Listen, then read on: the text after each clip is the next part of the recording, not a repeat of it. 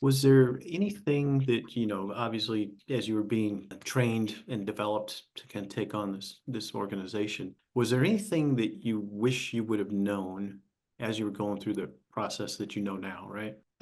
Yeah, I think I was pretty young and naive, just walking into it. Young 30-year-old.